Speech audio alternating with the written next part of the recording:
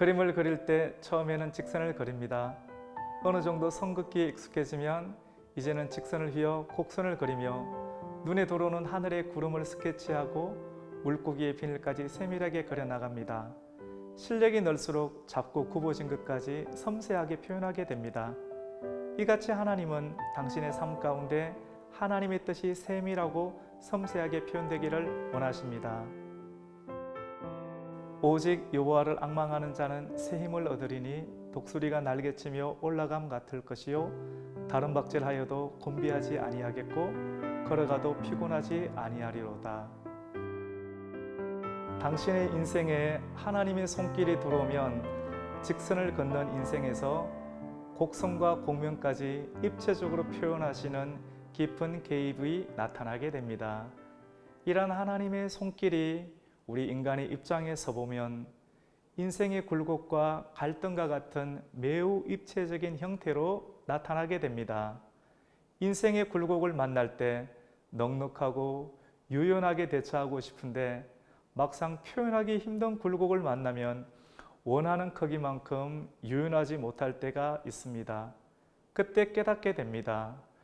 내가 느끼는 실력만큼 내 실력이 그리 탄탄하지 못하구나.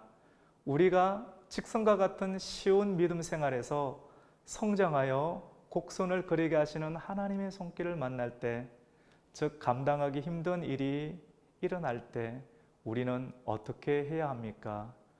오늘 세 가지 신앙의 매뉴얼을 통하여 당신의 인생에 아름다운 작품을 만드시는 하나님의 뜻을 발견하는 계기가 되기를 바랍니다. 당신의 손에 움켜쥐고 있던 것에서 힘을 조금씩 빼십시오.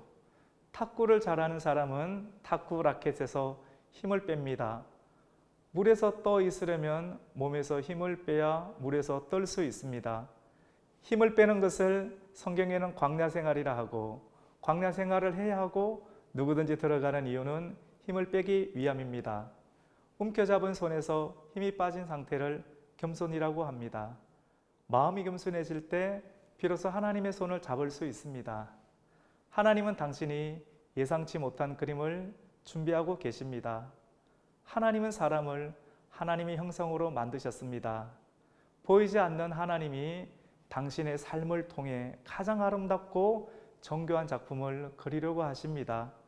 그래서 내 뜻대로 되지 않을 때 조급해하지 마시고 낙심하지 마시기를 바랍니다. 하나님이 계획하시는 그림은 광야에서 길을 내시고 사막에서 강물이 흐르게 하시고 성전의 문지방에서 나오는 작은 샘물이 흘러넘쳐서 각 사람의 발목과 허리를 잠기게 하시고 또 흘러넘쳐서 죽었던 식물에서 열매가 맺히게 하는 놀라운 그림을 그리려 합니다. 여러분의 생각대로 되어야 할 일들이 여러분의 눈앞에서 사라져 버릴지라도 결코 조급하지 마시고 실망하지 마십시오.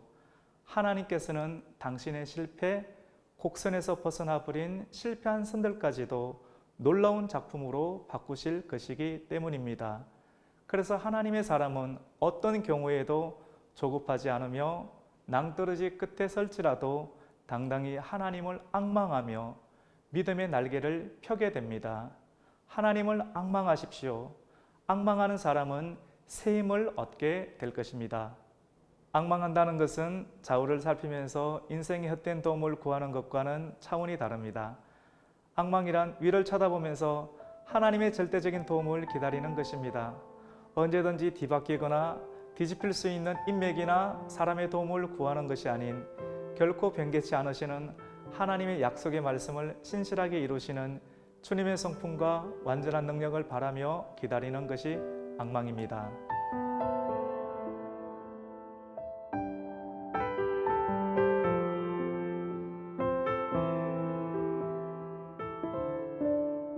여러분 피곤하십니까? 곤비하십니까? 새 힘이 필요하십니까?